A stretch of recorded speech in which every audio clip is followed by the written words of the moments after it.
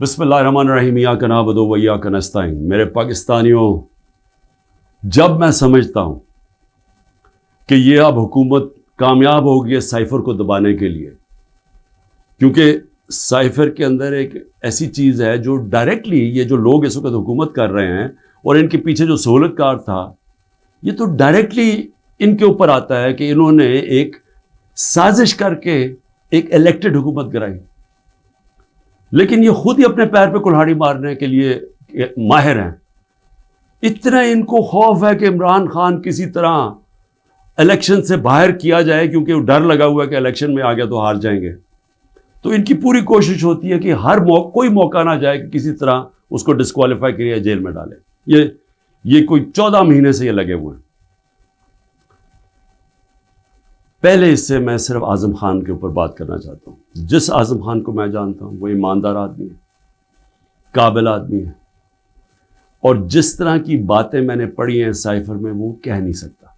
جب تک میں اعظم خان کے منہ سے نہیں سنوں گا میں مانوں گا نہیں، کیونکہ اس میں یہ کئی باتیں حقیقت کے ساتھ نہیں ہیں، یا تو زبردستی سے اسے کروایا گیا ہے، کیونکہ زبردستی تو اس وقت ساری 2 پارٹیز بنا دی ہیں۔ زبردستی میں لوگوں کے اوپر بندوق رکھ کے کہ جی آپ اس پارٹی میں جائیں، اور بندوق کر کے دوسری پارٹی میں جائیں، ان کے ہی بیچاروں کا بیڑا غرق کر کے رکھ دیا اس میں۔ اور پھر جو ہمارے لوگوں کو جو زور ڈالا ہوا ہے پارٹی چھوڑو، بیچارے جیلوں میں ہمارے لوگ پڑے ہیں، عورتیں پڑی ہوئی ہیں، ان کو بس صرف کہیں کہ جی آپ عمران خان کے خلاف وعدہ معاف کو گواہ بن جائیں، یہ وہ بنتے ہیں تو آپ چھوٹ جائیں گے، اور یا پھر کہ جناب آپ کھڑے ہو کے جا کے وہ ٹی وی پہ کہیں میں پارٹی چھوڑ رہا ہوں۔ یہ اس طرح کی اس وقت جو ہم تماشا دیکھ رہے ہیں وہ اس طرح کا چل رہا ہے، تو میں نہیں مانتا کہ اعظم خان نے کئی باتیں اس میں سے کہی ہیں اور کئی سچ بھی ہیں، لیکن سائفر تھا کیا؟ 6 مارچ کو 2022 6 مارچ میٹنگ ہوتی ہے۔ پاکستان کا ایمبیسڈر اسد مجید اور امریکہ کا جو under secretary of state Donald Lu, Washington میں میٹنگ ہوتی ہے، آفیشیل میٹنگ ہوتی ہے۔ آفیشیل میٹنگ کا مطلب کہ دونوں طرف نوٹ لے رہے ہوتے ہیں اس میٹنگ کے۔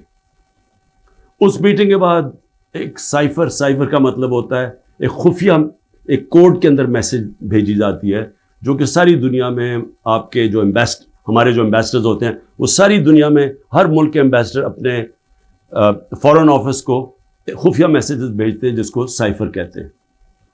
وہ سائفر آتا ہے پاکستان، اور وہ میں جب پڑھتا ہوں تو اس میں کیا لکھا ہوتا ہے؟ سائفر میں 2 مین چیزیں ہیں، باقی تو اور بھی چھوٹی موٹی چیزیں ہیں۔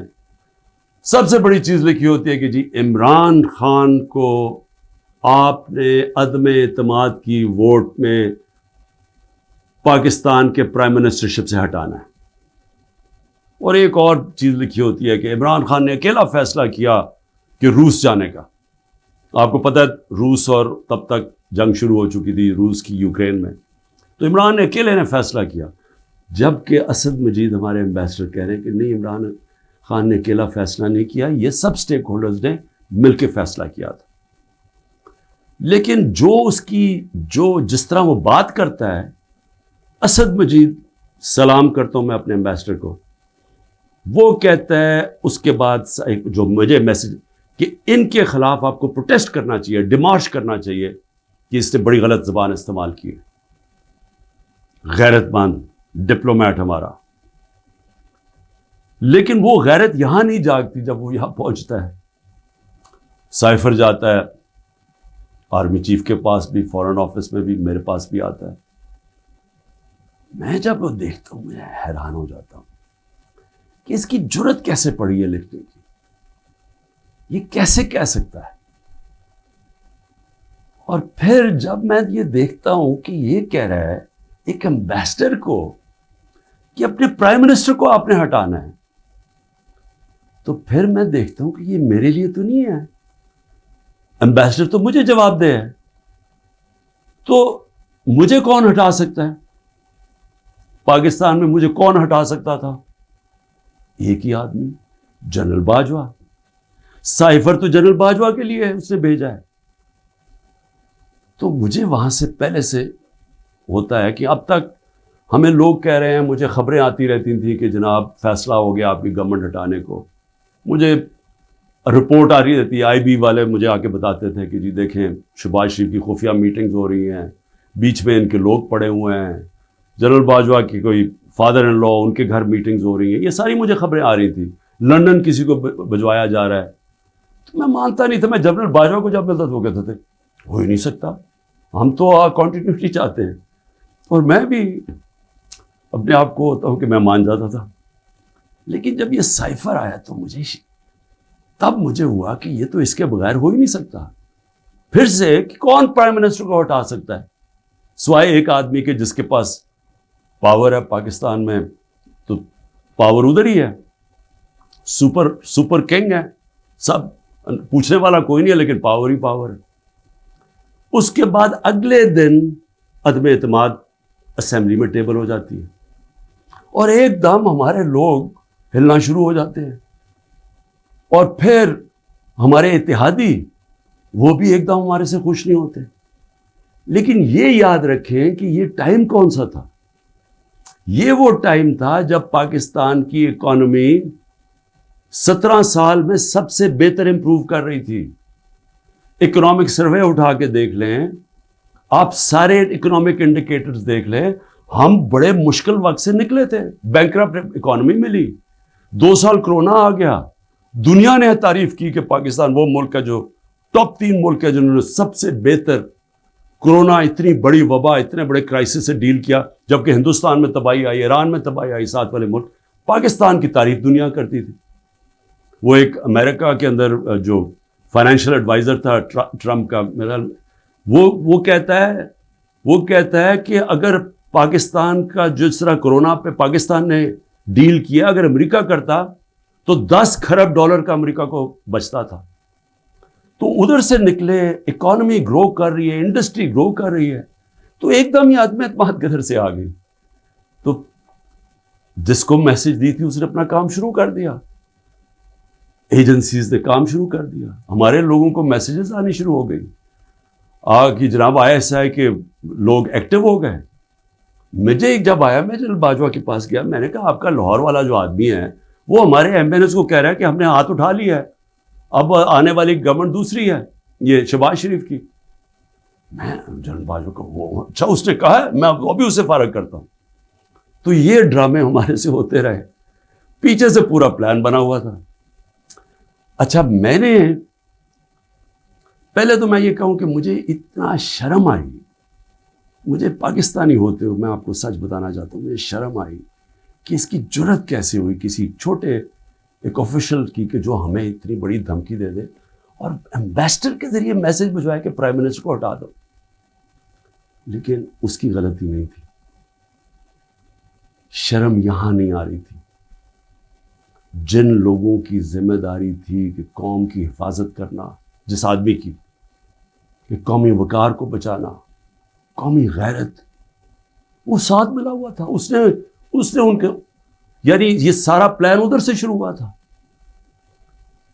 اور میں صرف اپنی قوم سے یہ کہنا چاہتا ہوں کہ دیکھیں, یہ یاد رکھیں کہ اب ایک چیز سمجھیں, جب اگر میں جنرل باجوہ کی تنقید کر رہا ہوں, اور یہ میں سارا ثابت کر سکتا ہوں کیونکہ مجھے پتہ ہے ساری چیزیں میرے اندر, ایک ایک چیز مجھے یاد ہے ہوا کیا, اس سے پہلے بھی اس کے بعد بھی.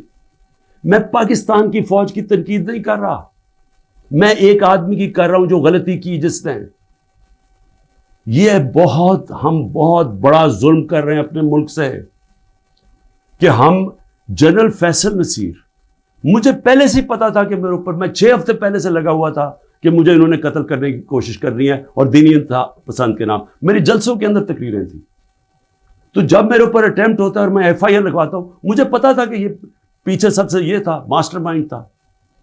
اپنی FIR نہیں کٹوا سکا. جب JIT کے اندر یہ ثابت ہو گیا کہ ایک نے 3 شوٹر تھے, تو جو سارا حکومت کا جو انہوں نے کوشش کر رہے تھے کہنے کی جی دینی انتہا پسند ہے, وہ جب سارا وہ ان کا نیریٹو ہی ختم ہو جاتا ہے, تو انہوں نے JIT کو سیبوٹاج کیا. اور پھر میرے اوپر غداری کا پرچہ کر دیا ہے کہ جنرل فیصل نصیر کو میں نے ڈرٹی ہیری کیوں کہا, سائیکوپیتھ کیوں کہا, میرے اوپر غداری کا پرچہ لگ جاتا. میں پھر سے کہتا ہوں کہ اگر ہم نے یہ کرنا ہے اپنے ملک کے ساتھ کہ کسی ادارے کو اگر میں کسی جج کی بات کروں گا تو میں ساری جوڈیشری کے خلاف ہو گیا، اس کا مطلب کیا؟ میں پولیس کے خلاف کروں گا تو ساری پولیس کو میں نے برا بھلا کہہ دیا. یہ تو ہم اپنے ملک کو تباہ کر رہے ہیں. یہ پلیز میری قوم پلیز آپ یہ سمجھ جائیں ایک بات، اگر معاشرے سے آپ تنقید ختم کرتے ہیں، آپ معاشرے کی قبر کھود دیتے ہیں. کیونکہ اصلاحات ہوتی کیسے ہے؟ انکوائری کیوں ہوتی ہے؟ حمود الرحمان انکوائری، جب ہمارا ملک ٹوٹا، ایسٹ پاکستان ٹوٹا، تو جب وہ انکوائری ہوئی، اگر اس کے اوپر عمل ہوتا کہ یہ ہم نے غلطیاں کی ہیں، اپنی اصلاحات کرتے، تو اس کے بعد پاکستان بڑی غلطیوں سے بچ جاتا. لیکن جرات ہی نہیں تھی فیس کرنے کی تنقید. ہم نے وہ اتنا بڑا ظلم کیا کہ 25 سال کے بعد وہ کدھر نکلی؟ حمود الرحمان ہندوستان کے اندر. اب جب یہ ہوا، میں کہتا گیا، میں نے ساروں کو کہا کہ اتنا بڑا ظلم ہو رہا ہے تو اس کے اوپر انکوائری ہو. میں نے چیف جسٹس صاحب کو میں نے وہ سائفر بھیجا کہ جی اس کے اوپر انکوائری کروائیں. نیشنل سیکیورٹی کاؤنسل کے سامنے رکھا. نیشنل سیکیورٹی کاؤنسل کے سامنے 30 مارچ کو میں نے رکھا کہ جی یہ ہے، سارے آرمی چیفز بیٹھے ہوئے تھے، سروس چیفز بیٹھے ہوئے تھے، سب کے سامنے رکھا کہ یہ اس نے لکھا ہے اور آپ کا ایمبیسڈر کہہ رہا ہے کہ ان کو پروٹیسٹ کرو کہ یہ کسی کی جرات نہیں ہونی چاہیے اس طرح کا، کسی بھی ایک ملک کو، آزاد ملک کو اس طرح کا زبان استعمال کرنی. انہوں نے کہا جی ہاں مداخلت تو ہوئی ہے، تنقید کی، امریکہ کو پروٹیسٹ بھی کیا نیشنل سیکیورٹی کاؤنسل نے 30 مارچ کو. میں نے پارلیمنٹ میں لے کے گیا کہ ان کیمرہ میٹنگ کروائی. میں نے کہا ان کے سامنے رکھو. اپوزیشن کو لیڈر ہی نہیں آیا اس میٹنگ پہ. شہباز شریف، آصف زرداری، انہوں نے بائیکاٹ کر دی. کیوں کی؟ کیونکہ ملے ہوئے تھے ساتھ، یہ اس کا حصہ تھے، یہ سازش کا حصہ تھے. کیونکہ کیا یہ پاکستان کے پرائم منسٹر کے خلاف ایک آدمی کہہ رہا ہے کہ اس کو ہٹاؤ، تو کیا یہ عمران خان چھوڑیں کسی بھی ملک کو اجازت دیتا ہے ایسے؟ کیا ایران کے اندر کسی کی جرت ہے کہ ان کے ایمبیسڈر کو کہے کہ جا کے اپنے پریزیڈنٹ کو ہٹا دے؟ یا ہندوستان میں کسی کی جرت ہے کہ کہے کہ یہ ایمبیسڈر کہے کہ جی نریندر مودی کو ہٹا دے؟ قومی غیرت ہوتی ہے، قومیں غیرت کے اوپر کھڑی ہوتی ہیں، قوم غیرت سٹینڈ لیتی ہیں، مشکل وقت گزارتی ہیں اور مضبوط ہو جاتی ہیں. دنیا ان کی عزت کرتا ہے، دنیا اس قوم کی عزت کرتا ہے جو اپنی عزت کرتی ہے. جب ایک عام آفیشل اس طرح کا سٹیٹمنٹ دے اور میں اس کے اوپر کچھ ہو ہی نہ، یعنی نیشنل سیکیورٹی کاؤنسل میں حیران ہو گیا کہ صرف جی ہم ڈیمارش کرتے ہیں. آپ انکوائری کرنی چاہیے تھی، پوچھنا چاہیے تھا، لکھنا چاہیے تھا کہ اس نے کیوں یہ کہا. اور انکوائری جب ہونی تھی تو ایک آدمی نے سامنے آ جانا تھا، جنرل باجوہ نے. مسلسل یہ جناب ان کی میٹنگز ہوتی تھیں، ان کی وہ چارج افیئر سے ملتے تھے. کیا ایسا کو نہیں پتا تھا کہ پچھلے 3 مہینے کے اندر ہمارے پارلیمنٹیرینز، ہمارے پی ٹی آئی کے بیک بینچرز اور یہ اپوزیشن لیڈر سے بار بار امریکن ایمبیسی میں جا رہے تھے. ارشد شریف نے پورا پروگرام کیا، بتایا کہ کون سے دن کون سے لوگ گئے. راجہ ریاض کا بتایا گیا. کیا راجہ ریاض وہاں فورن پالیسی ڈسکس کرنے گیا تھا؟ جو سب سے پہلے بھاگے وہ امریکن ایمبیسی جا رہے تھے. کیا ان کو نہیں پتا تھا؟ اس کے حصہ تھے. سازش ہو رہی تھی کسی طرح عمران خان کو راستے سے ہٹایا جائے، تب پلان بنا. اور مجھے اتنے افسوس سے کہنا پڑتا ہے کہ کسی کو جو بھی لوگ یہ دیکھ رہے تھے کہ میں سوچا کہ کیا ان کو کوئی ان کو نہیں ہے کہ پاکستان ایک بڑی خواب کا نام تھا. پاکستان کا مطلب کیا؟ لا الہ الا اللہ. میرے اپنے کے لوگ کہہ رہے ہیں عمران صاحب یہ آپ سائفر نہ اٹھائیں پبلک میں، امریکی ناراض ہو جائیں گے. میں پبلک میں جا کے میں کیوں پبلک کو بتایا؟ میں اپنی قوم کو بتانا چاہتا تھا، کیونکہ قوم غیرت مند ہے، قوم کھڑی ہو گئی ساتھ. یہ سیاسی طور پہ نہیں میں کر رہا، میں ایک وہ پاکستانی ہوں جو اس ملک کے جو خواب تھا میں اس میں بلیو کرتا ہوں کہ لا الہ الا اللہ، کوئی نہیں ہے خدا سوائے اللہ کے، میں کوئی کسی کی غلامی نہیں کرنے کے لیے تیار۔ اور میں آپ کو یہ امریکہ کا بھی بتا دوں، دیکھیں امریکہ کی ایک بات سمجھ ہے، امریکہ جو ہے وہ اپنے مفاد کے لیے فیصلے کرتا ہے، وہ دوستیاں نہیں نبھاتا، امریکہ اپنے انٹرسٹ کو پروٹیکٹ کرتا ہے۔ ہمارا کام ہے ہم اپنے انٹرسٹ پروٹیکٹ کریں۔ جب وار آن ٹیرر میں نے مخالفت کی کہ ہمیں امریکہ کی جنگ میں نہیں شامل ہونا چاہیے، اٹھا لے میری سٹیٹمنٹس، میں ہر بار کہتا رہا کہ یہ ہماری جنگ نہیں ہے۔ میں کیوں کہہ رہا تھا؟ میں اپنے لوگوں کے لیے کہہ رہا تھا۔ مجھے امریکہ نے باہر اینٹی امریکن کہنا شروع کر دیا، پاکستان میں مجھے انہوں نے طالبان خان کہنا شروع کر دیا کہ جی دیکھیں ہماری اپنی گورنمنٹ مجھے، یعنی ہمارا جو اس وقت جنرل مشرف نے کہا جی یہ تو داڑھی کے بغیر دہشت گرد ہے۔ میرا کیا مقصد تھا کہ آپ نے 80 کی دہائی میں لوگوں کو کہا کہ جب بھی فورن آکوپیشن ہو، یعنی کہ کوئی دوسرا افغانستان کے اوپر باہر سے روس نے قبضہ کیا ہوا ہے تو وہ جہاد ہے، اور جب امریکہ قبضہ کرتا ہے آپ کہتے ہیں اب دہشت گردی ہے۔ میں ان کو سمجھا رہا تھا کہ اس کا فال آؤٹ آئے گا پاکستان کے اوپر، 80,000 پاکستانی مار گئے،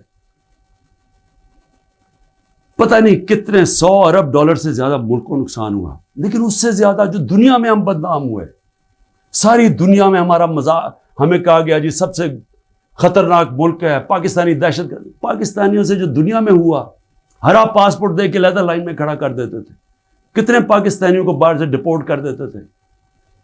پوچھیں بیرون ملک پاکستانیوں سے ان کے اوپر کیا گزری ہے۔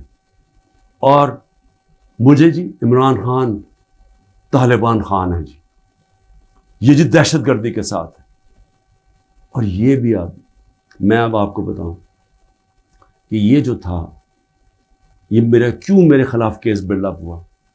جنرل باجوہ نے کیوں کہا کہ جی یہ ہم جب روس سے واپس آئے، اچھا اب روس کیا ہے ذرا سننے والے، اس میں سائفر پہ کیا لکھا کہ عمران خان خود روس کیا ہے۔ میں عمران خان نے خود روس کیوں جانا تھا؟ فورن آفس نے مجھے کہا، بیٹھ کے مشاورت ہوئی، ہم نے سارے پاکستان کے ایکس فورن سیکرٹریز کو بلایا، سب نے کہا کہ آپ کا رشیا جانا بہت ضروری ہے، ہمیں اپنے تعلقات ٹھیک کرنے چاہیے۔ پھر ہمیں 20 لاکھ ٹن گندم چاہیے تھی ان سے، وہ ہم بات کرنا چاہتے تھے، کنسیشن میں تھے۔ اس کے بعد جب ٹینشن ہوئی یوکرین سے تو تیل کی قیمتیں آسمانوں پہ چلی گئیں، کموڈیٹی سپر سائیکل آ گیا۔ انہوں نے کہا کہ آپ وہاں جا کے تو ان سے نیگوشیٹ کریں سستا تیل۔ تو سارا اسٹیک ہولڈرز کے ساتھ کہ جتنے بھی تھے انہوں نے پورا پلان کیا، ہم ٹرپ پہ جانے لگے۔ شام کو ٹینشن بڑھ گئی روس کی اور یوکرین کی۔ میں نے جانے سے پہلے جنرل باجوہ سے پوچھا کہ کیا مجھے جانا چاہیے یا نہیں۔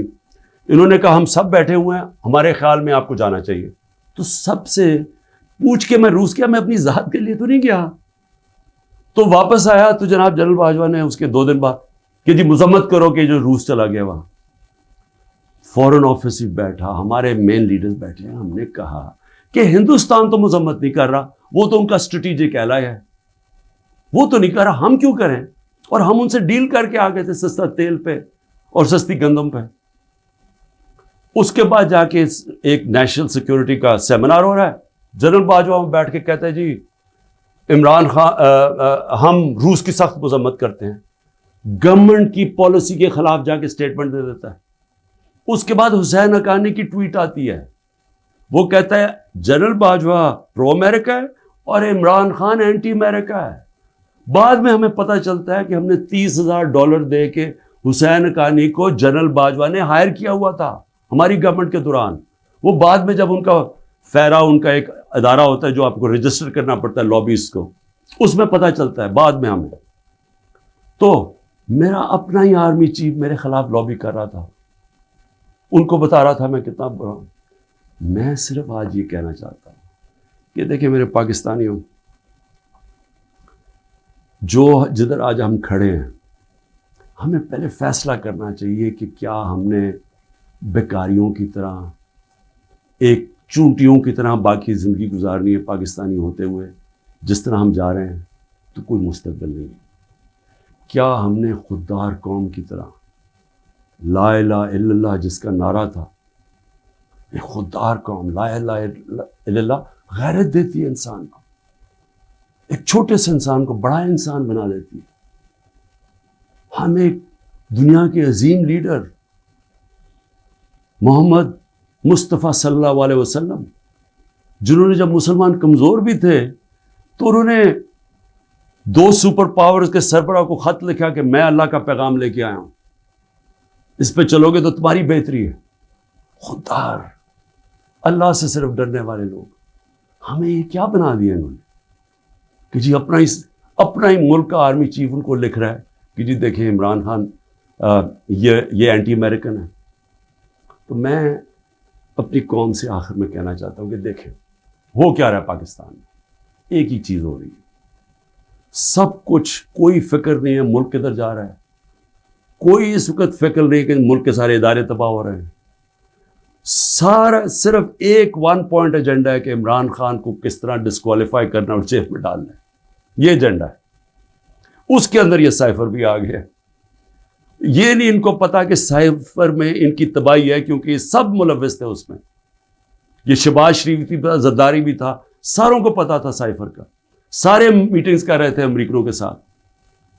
اور اس کے اندر جو جنرل باجوہ کا رول ہے وہ سب کے سامنے آئے گا کہ انہوں نے کیا رول تھا اس کا، اور کیسے ایک حکومت جو اتنے سالوں کے بعد صحیح پرفارم کر رہی تھی، جو اکانومی ہماری آگے جا رہی تھی، اس کو گرا کے ایک وہ چوروں کو اوپر لے کے آئے ہیں جو 30 سال ملک کو چوری کر رہے تھے، لوٹ رہے تھے، جو 30 سال ملک کو، جو خود جنرل باجوہ ہمیں بتاتے تھے، جو ملک کی اسٹیبلشمنٹ جن کی چوریوں کی بتاتی تھی، جو ایک دوسری کی چوریوں کا بتاتے تھے، جن کی انٹرنیشنل دنیا میں ان کی چوریوں کے اخباروں میں اور کتابوں میں جن کا نام آتا تھا، ان کو لا کے اوپر بٹھا دیا۔ انکوائری سب سے بڑی یہ ہونی چاہیے سائفر کے اوپر جو ایف آئی اے نہیں کر سکتی، اگر صحیح انکوائری کروانی ہے تاکہ ہم آگے یہ غلطیاں نہ کریں، تو انکوائری یہ ہونی چاہیے کہ یہ سازش میں کون کون شریک تھا کہ گورنمنٹ گرا کے ایک ملک کی اکانومی کی تباہ کیا، آج پاکستان کو گھٹنوں پہ رکھ دیا۔ آج اگر ہم ان کی مدد نہ کرتے اور آئی ایم ایف سے نہ کہتے کہ آپ کی سٹینڈ بائی ایگریمنٹ کے ہم ساتھ ہیں، تو پاکستان ڈیفالٹ کر گیا تھا۔ ڈیفالٹ کرنے کا مطلب کہ آج لوگوں کا معاشی قتل ہو جانا تھا، جو ہو چکا ہے، اس سے دگنی مہنگائی ہو جانی تھی، بے روزگاری یعنی سارا جو ہماری باہر سے فائنینسنگ ختم ہو جانی تھی، جو آگے آج ہی برے حالات ہیں، اس سے دگنے ہو جانے تھے۔ کون ذمہ دار ہے اس کا؟ انکوائری یہ ہونی چاہیے کہ کس نے کیا، کس پلیئر نے کیا کیا رول پلے کیا، یہ انکوائری ہونی چاہیے۔ اور اس کے اندر یہ ایف آئی اے جو کہ شہباز شریف نے اپنے اوپر نوکر بٹھا دیے ہیں، یہ انکوائری نہیں کر سکتے۔ اور میں جو آخر میں بتانا چاہتا ہوں کہ جو کوششیں ہو رہی ہیں، کوشش کیا ہو رہی ہے؟ ہر چیز کرتے ہیں وہ فیل ہو جاتی ہے، کیونکہ اللہ حق ہے۔ توشہ خانہ کے اندر کیا چیز ہے جی؟ عمران خان نے ان کو کہا کہ جو توشہ خانہ میں ابھی بھی لوگ بیٹھے ہوئے ہیں جن کا کام ہے اسیس کرنا کہ ایک جب آپ کو تحفہ ملتا ہے اس کی کیا قیمت ہے، میں نے ان کو کہا کہ کم قیمت دکھاؤ، اور آپ وعدہ معاف گواہ ڈھونڈ رہے ہیں کہ کوئی جا کے بتائے کہ عمران خان نے ہمیں کہا تھا قیمت کم دکھائیں۔ اور اس کے علاوہ القادر یونیورسٹی، یعنی یہ سوچیں کہ ایک یونیورسٹی بنتی ہے جو سیرت نبی پڑھانے کے لیے، تاکہ لوگوں کا کردار ہم ٹھیک کریں، کیریکٹر بلڈنگ کریں، بتائیں کہ ہمارے جو بڑے بڑے صوفی تھے یہاں جن کی وجہ سے اسلام پھیلا، ان کی پیغام کیا تھا، نئے لیڈرشپ پروڈیوس کریں جو کہ سیرت نبی پہ ہوں، اور پھر مفت تعلیم ملے، ٹیکنالوجی بھی پڑھائی جائے لیکن مفت تعلیم۔ اس وقت سارے جو پڑھ رہے ہیں وہ ہیں جو کہ غریب گھرانوں کے اسٹوڈنٹس ہیں، مفت پڑھ رہے ہیں وہاں۔ یہ جناب عمران خان نے جرم کیا ہے کہ جی القادر یونیورسٹی بنا دی، جو ذاتی فائدہ ہو گیا مجھے، جس طرح کہ مجھے اس سے کوئی آمدنی آ رہی ہے، جس طرح شوکت خانم سے ہی آ رہی ہے یا نمل یونیورسٹی سے۔ اور پھر میرے اوپر پہلے ظلم کیا جاتا ہے اور میرے اوپر ہی کیسز کر دیتے ہیں۔ 9 مئی کو سپریم کورٹ کہتا ہے کہ عمران خان کے اوپر غیر آئینی اور غیر قانونی واردات کی گئی، مجھے وہاں سے اغوا کیا گیا، جو کمانڈوز مجھے وہاں سے لے کے گئے. سپریم کورٹ کا ورڈکٹ ہے. اور جس طرح مجھے ذلیل کیا، لوگوں کو مارا، ڈنڈے مارے، وکیلوں کو مارا، اس کے بعد ساری دنیا میں خبر دیکھا کہ مجھے ایک مجرم کی طرح پکڑ کے لے کے جا رہے ہیں.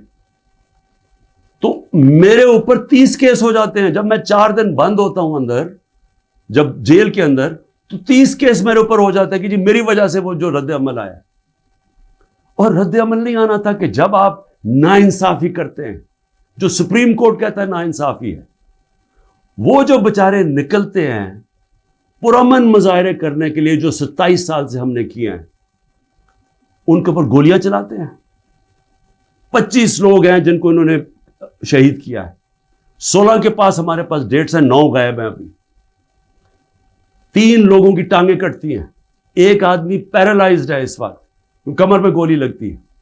اور یہ کیا کرتے ہیں، اوپر سے انہی کے اوپر کیس بنا دیتے ہیں. ساری دنیا کے اندر اب جب ایک کوئی پولیس کی گولی لگی تھی نا، ایک فرانس کے اندر، 4 دن سارے فرانس میں آگ لگی، 100 بلڈنگز اور گاڑیاں جلا دی لوگوں نے. تو کوئی پوچھ نہیں رہا کہ آپ پاکستانی نہیں تھے. اور 100 لوگوں کو گولیاں اور لگتے ہیں، اور جن کو ایک کو جس کو گولی لگتی ہے، ٹانگ کٹ جاتی ہے، اس کو پکڑ کے جیل میں ڈال دیتے ہیں. یہ کسی ملک میں اس طرح ہوتا ہے؟ یہ ظلم ہوتا ہے. اور پھر ضلع شاہ کا قتل ہوتا ہے، عمران خان کے اوپر قتل کا کیس ڈال دیتے ہیں.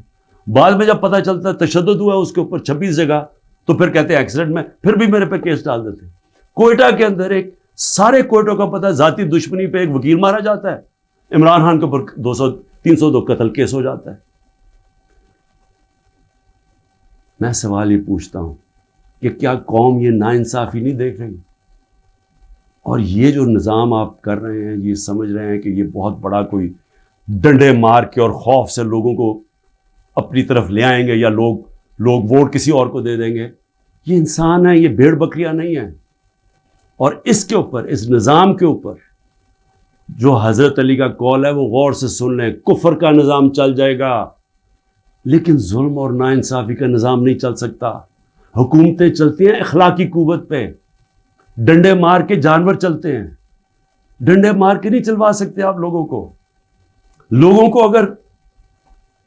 کو اگر آپ یہ سمجھتے ہیں کہ اس کی ظلم کی وجہ سے یہ چوروں کو تسلیم کر لے گی قوم، جو 30 سال سے ملک کو لوٹ رہے ہیں، جن کے پیسے باہر پڑے ہیں، جن کی سارا یہ جیسے انہوں نے اقتدار سے لے کے پھر باہر بھاگ جانا ہے، تو اگر یہ سمجھتے ہیں کہ لوگ اس خوف کی وجہ سے ان کو تسلیم کر جائیں گے، مجھے ترس آ رہا ہے ان لوگوں کے اوپر جن کی یہ سوچ ہے. پاکستان زندہ باد.